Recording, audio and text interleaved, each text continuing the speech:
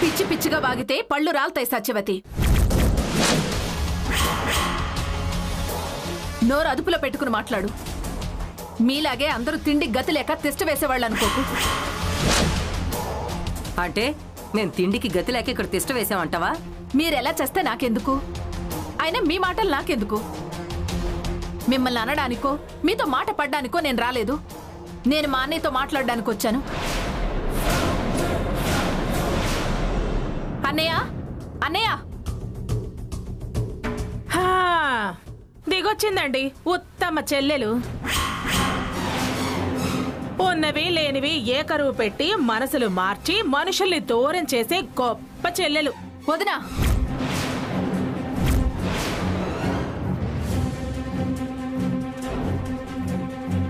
ఏంటి ఏంటి హోకరిస్తున్నావు? నువ్వు ఉత్తమ చెల్లెలవైతే నీ అత్తింటి కష్టాలు అస్తమాను పుట్టింటికి మోస్తావా? ఈ ఇంటి సంతోషాలను దూరం చేస్తావా? అది కాదు వదినా. ఏది కాదు? ఏది కాదు? అన్నయ్య అన్నయ్య అంటూ రావటం, నా మీదో వేళ్ల మీదో చాడీలు చెప్పడం, నాకు మనశ్శాంతి దూరం చేయటం, నీ కూతురికి ఎగేసి చెప్పడం, దాన్ని నా మీదకి ఉసుగొలపడం, ఇందులో ఏది కాదు? అవును, మాటి మాటికి మాది రక్త సంబంధం మాది రక్త సంబంధం అని అంటావు. మరి ఆయన సంతోషంగా ఉండటం నీకు ఇష్టం లేదా? ఈ ఇంట్లో ఆయన ప్రశాంతంగా బతకడం ఇష్టం లేదా? కాదు అనుకున్న దాన్ని మీరంతా కలిసి తీసుకొచ్చి నా నెత్తిన పెట్టి మళ్ళీ గడియకొకసారి అన్నయ్య అన్నయ్య అంటూ వంక పెట్టుకుని నా గడప తొక్కడం ఎందుకమ్మా? దాని ఏడుపు నీకు అంట కట్టడానికి, దాని దరిద్రం నీ నట్టింట్లో నింపడానికే. అత్తయ్య, అరవకు ప్రియా, అరవకు. పిన్ని చెప్పేది అక్షరాల నిజం. నీ ప్రయత్నం అంతా నా కొడుకు నా నుంచి దూరం చేయడమే. నా కడుపులో చిచ్చు పెట్టి నువ్వు మాత్రం బాగుండాలని చూస్తున్నా. నీ ఆటలు మా దగ్గర సాగు. ఆయనతో మాట్లాడాల్సిందేమీ లేదు. మర్యాదగా నువ్వు వెళ్ళవతలకి వెళ్ళు ప్రియా, వెళ్ళవమ్మా, వెళ్ళు. పోమ్మా అవతలకి పో. అబ్బబ్బబ్బా, ఇది కదా టైమింగ్ అంటే. అన్న అన్న పిలుపు వినబడి చాలా సేపు అయింది, ఇంకా రాలేదేంటా అని అనుకుంటున్నాను. నేను అవతలకు పో అన్నప్పుడు మాత్రం టక్కున దిగిపోయారు. రక్త సంబంధం అనిపించుకున్నారు. అవును, ఈవిడ కూతురు నా మీద చిటికలు వేస్తూ సవాలు విసిరినప్పుడు తప్పు అని వాదించడానికి రారేంటి మీరు? నేను రావడమైనా తప్పు అనడమైనా సందర్భాన్ని బట్టే ఉంటుంది. ఆడపడుచుని అవతలికి పో అనడానికి నీకు నోరెలా వచ్చింది దుర్గా? తన ఇంటికి ఇప్పుడు వియ్యపురాలన్న సంగతి కూడా మర్చిపోయావా? వియ్యపురాలైనా కయ్యపురాలైనా మాటి మాటికి మన ఇంట్లో ఈవిడికేం పనండి? నేను అన్నయ్యతో మాట్లాడడానికి వచ్చాను అన్నాను కదా. మాట్లాడమ్మా, మాట్లాడు. ఏ చాటుగా మాట్లాడతావా, ఎదురుగా మాట్లాడతావా? వచ్చిన కారణం సరైందే అయితే నా ముందే మాటలేవో మాట్లాడు. కానీ ఏదో ఒకటి మాట్లాడుకుంటారులేవే, మనకెందుకు? చాటుగా పితూరీలు చెప్పే బుద్ధి నాకేం లేదు. వాళ్ళతో నీకెందుకమ్మా? నువ్వు వచ్చిన విషయం ఏంటో నాతో చెప్పు. ఏంటన్నయ్య, నువ్వు కూడా పెద్దవాడివి, అన్నీ తెలిసిన వాడివి, పిల్లలతో వేరు కాపురం పెట్టిస్తానన్నావంట. అన్నానమ్మా. నిత్యం వీళ్ళు పెడుతున్న యాతన చూడలేక ప్రేమకు న్యాయం చేయాలని, వాళ్ళ పెళ్లికి అర్థం చెప్పాలని. అంటారు. ఎందుకనరు? అంతా తమరి నూరిపోతల ప్రభావమే. ఆయన అనటం, మీరు దాన్ని మనసులో దాన్ని సరే అనటం. పైకి మాత్రమే ఇలాంటి నాటకాలు. నాకు తెలియదు అనుకోకు ప్రియా. నువ్వు పంపిస్తే దాన్ని పంపించు, వేరే కాపురం పెట్టడానికి వీల్లేదు అన్నావంట కదా. ఓ, అది తప్పయిందా? అయితే ఆయన అన్నది కరెక్టేనా? నేనన్నది తప్పు అని చెప్పడానికి వచ్చావా? అన్నాను. నా కొడుకుని నా నుంచి దూరం చేయడానికి వీల్లేదు అన్నాను. నీ కూతురు నన్ను గెలవటం అసాధ్యం అన్నాను.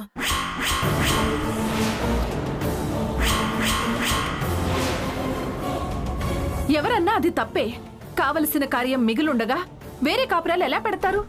జనం తప్పుగా అనుకుంటే అది తలవంపులే కదా. ఇదిగో, దీని పంతాలు పట్టింపులు మధ్యలో వాళ్ళు నలిగిపోవడం ఇష్టం లేక, అది నేను చూడలేక ఆ మాట అనాల్సి వచ్చింది ప్రియా.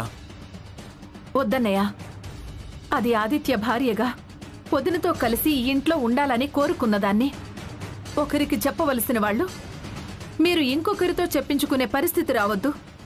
ఏం చేయమంటావు ప్రియా? వాడా తల్లిని కాదనలేడు, అదా అత్తయ్యని ఎదిరించలేదు.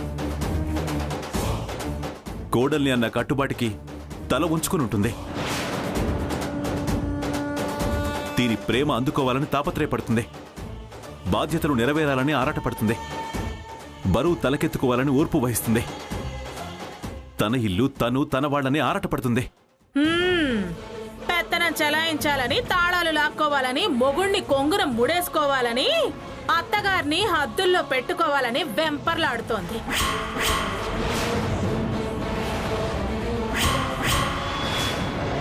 దాని నాటకాలు నాకేం కొత్త కాదు.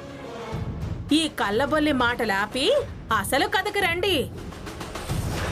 ఇంతకీ ఈవిడగారు చెప్పడానికి వచ్చింది ఏమిటో తెలుసా మీకు? కార్యం జరగకుండా వేరు కాపురం పెట్టడం తప్పు అని. మీరేమో దానికి నేను అడ్డొస్తున్నానని క్లారిటీ కోసం ఈవిడగారు ఎంట్రీ ఇచ్చింది. ముందుకు నడపడానికి మీరు ఎంట్రీ ఇచ్చారు. మీరిద్దరూ కలిసి రక్త సంబంధం పేరు చెప్పి ఎంత రక్తి కట్టించాలనుకున్నా ఈ దుర్గమ్మ మాత్రం చెలించదు. దాన్ని గడప దాటనిస్తాను అన్నాను కానీ కోడల్ని కానిస్తాను అనలేదు. దుర్గా,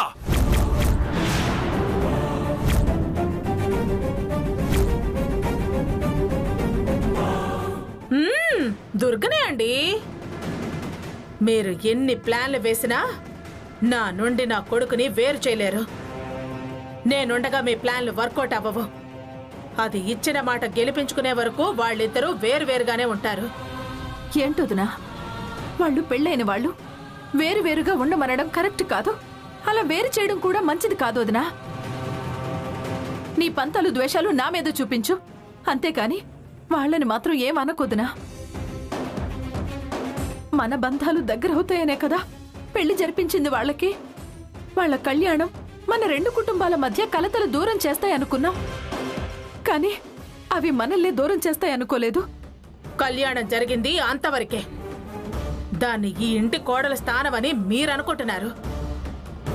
దానికి ఇంట్లో పని మనిషి స్థానం కూడా దక్కదు. ఎప్పటికైనా అది ఇలాగే ఉంటుంది. నా చేత అది నెంబర్ 1 కోడలని అనిపించుకోలేదు. ఏనాటికైనా లక్ష్మయ్యే నా కోడలు. అలా అనకొదునా. అది చిన్నపిల్ల, తెలుసో తెలియకో తప్పులు చేసుంటుంది. కాస్త పెద్ద మనసుతో నువ్వే క్షమించు. క్షమించడాలు మన్నించడాలు ఇవేవీ లేవు. నీతో చెప్పించుకోవాల్సిన అవసరం నాకంతకంటే లేదు. ఈ కాకి రాయబారాలు కల్లిబొల్లి మాటలు చాలించి ఇక బయలుదేరు. ఎవరు ఏమనుకున్నా నా అభిప్రాయం మారదు, మార్చలేరు. వెళ్ళవతలకి. నువ్వు బయలుదేరు ప్రియా, బయలుదేరు. అన్నయ్య, నువ్వు ఎవరికి ఎలాంటి మాట రాకుండా చూసుకో. సర్లే అమ్మా, ఆయన చూసుకుంటారులే. నువ్వు ఇక బయలుదేరు.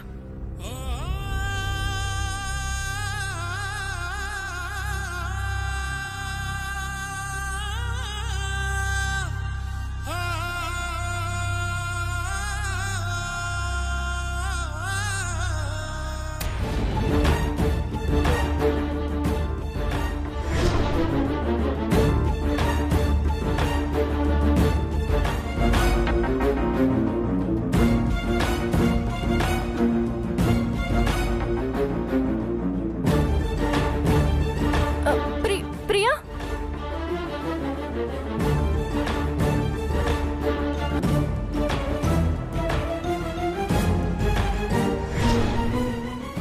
అమ్మేంటి మా ఇంటికి వెళ్ళిందా? ఇంట్లో నాన్నకి భోజనం వండి పెట్టాలని అప్పుడొచ్చి ఇప్పటిదాకా మా ఇంట్లోనే ఉందా? అయినా మామయ్యనేమీ అడగొద్దు అని చెప్పాను కదా, ఎందుకెళ్ళింది? ఇదిగో దుర్గా, మొత్తానికి ఆ ప్రియని బాగా ఉతికి దులిపి ఆరేసి పంపించావు. లేకపోతే అది బావగారికి సలహాలిచ్చేంత పెద్దదా? ఏం తులసి, బాగున్నావా? బాగున్నాను ఆంటీ. మీ అత్తగారు ఉన్నారా? ఉన్నారు. మీ ఇంటికి పేరెంటానికి పిలవడానికి వచ్చాం. అలాగా, రండి ఆంటీ. అత్తయ్య అత్తయ్య, అదెవరినో వెంటేసుకుని వస్తుంది అత్తయ్య. రండి ఆంటీ, రండి ఆంటీ.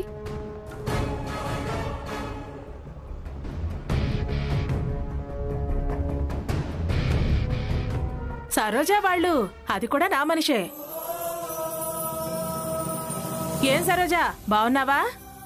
ఏంటో గాలి మా ఇంటి వైపు మళ్ళింది. బాగున్నాం దుర్గమ్మ.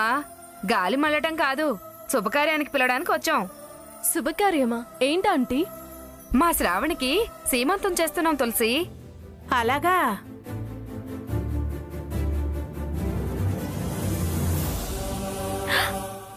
ఏంటి, శ్రావణికి సీమంతమా? అది అమెరికా నుంచి ఎప్పుడొచ్చింది? మొన్నే వచ్చిందా? పెళ్లిలో కలిసింది, తర్వాత అమెరికా చెక్కేసింది. కనీసం ఫోన్ చేసి కూడా మాట్లాడలేదు. సీమంతం పేరెంటానికి వచ్చినప్పుడు ఆ కోతి దాని సంగతి చెప్తా. ఏంటి, అవతల శ్రావణికి సీమంతం అని చెబుతుంటే కోతి గీతి అని వాగుతావే? అదేంటత్తయ్య, అది నా ఫ్రెండు, దాన్నలా అనే స్వతంత్రం నాకుంది. ఎంత స్వతంత్రం ఉంటే మాత్రం సీమంతం జరగబోయే అమ్మాయిని అలా అంటారా? తలపోగరు. ఎవరిని ఎప్పుడు ఏమనాలో ఏమనకూడదో ఏమీ తెలీదు. అలా అలా గడ్డి పెట్టత్తయ్యా. ఈవిడ గారి నోటికి మరీ అద్దు ఆపు లేకుండా పోతుంది. ఓసే, నువ్వెందుకే అంతలా రెచ్చిపోతున్నావు? వాళ్ళు పేరెంటానికి పిలవడానికి వచ్చారు, నువ్వు కాస్త ఆగుతావా? మీ పిలుపులు కానివ్వండి ఆంటీ.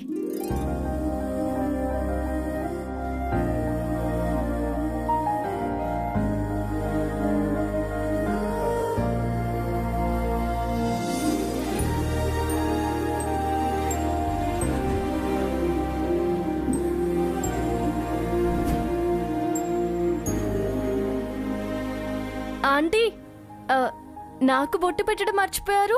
నేను మర్చిపోలేదు తులసి, కావాలని పిలవలేదు.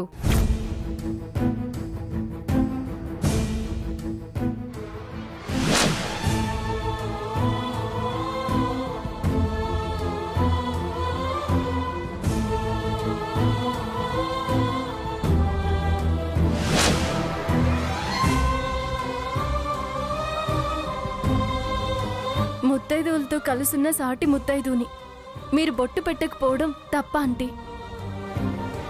అయినా నేను శ్రావణికి ఫ్రెండ్ని. నన్ను పిలవకపోవడానికి కారణం? పిలిస్తే వస్తావనే. నువ్వు రావడం ఇష్టం లేకే పిలవడం మానేశాను.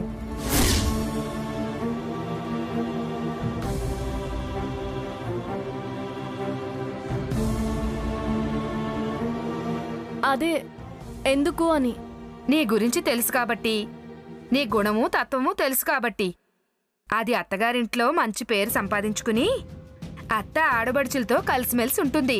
నీలా అత్తతో డి అంటే డి అనే తత్వము కాదు, పోటీ పడే గుణము కాదు, పందాలు కట్టే మనిషి కాదు.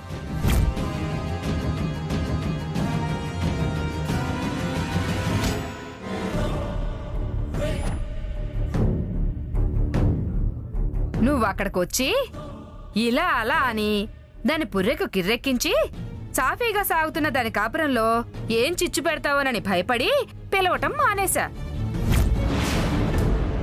లేనిపోని ఆలోచనలు దానికి ఎక్కడ కలిగిస్తావోనని భయపడి పిలవడం మానేశాను.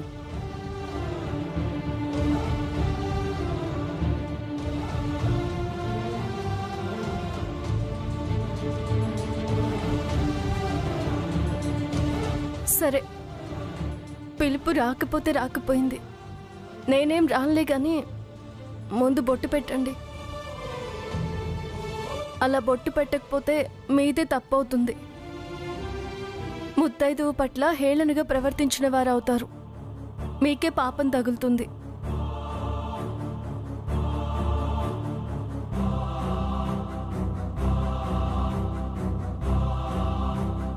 సరే దుర్గమ్మ, మీరందరూ తప్పకుండా రావాలి. మేం నలుగురం ఖచ్చితంగా వస్తాం.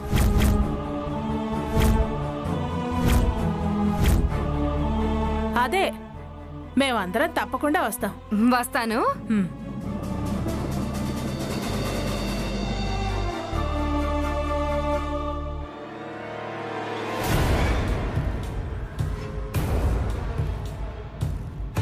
చూసావా, నోరుంది కదా అని అరిస్తే, వేలుంది కదా అని చిటికలు వేసి పందాలు కాస్తే జనం నీ గురించి ఏమనుకుంటారో, ఎలా నీ గుణం ఎంచుతారు. ఇంకా నిన్నెవ్వరూ ఈ కాలనీలో ఫంక్షన్కే పిలవరు.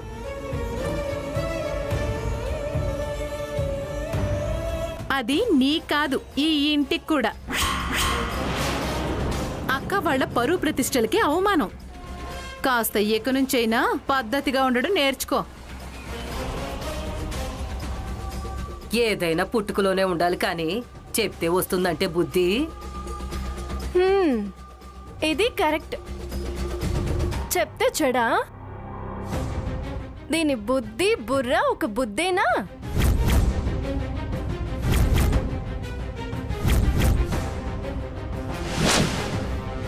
అయినా సొంత ఆధారం, సొంత స్టామినా లేని ఇదో మనిషా? ఇలా భయపడేవారు జీవితకాలం అబద్ధాలతోనే బతకాలి.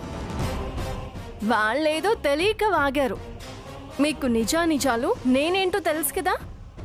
నిదానంగా వాళ్ళు నన్ను అర్థం చేసుకుంటారు.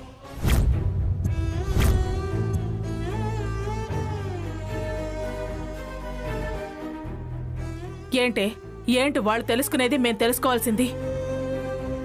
మీ మావయ్యతో చెప్పించి వాడిని వేరే కాపురానికి ఎగేసుకుని పోదామని చూస్తున్నావేమో. వాడు రాడు, నీ ఆటలు సాగవు. మీ అమ్మ ఇందాకే వచ్చి అదే చెప్పింది. దీన్నే అపార్థం అనేది. అమ్మ చెప్పడమేంటి? నేనే మామయ్యతో అది పద్ధతి కాదు అని తేల్చి చెప్పా. ఆపవే నీ సొల్లు కబుర్లు. నువ్వేదో నా చేత నెంబర్ 1 కోడలు అనిపించుకుంటానని అన్నావు కదా. 1 కాదు, 1 నెంబర్గా ఎప్పటికీ సింగిల్గానే ఉంటావు.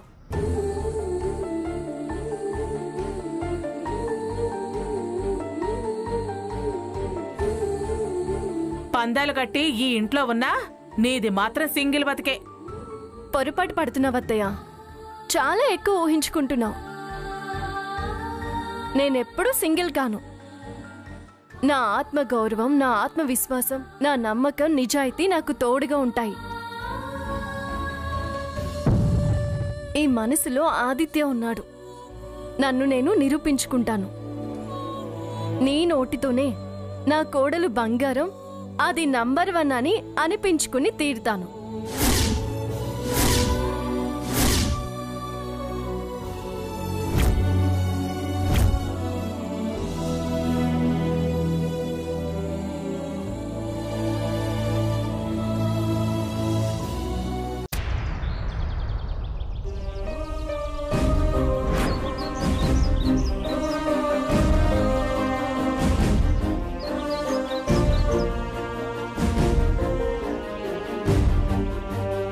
ఏమండి, ఏంటండి ఇది?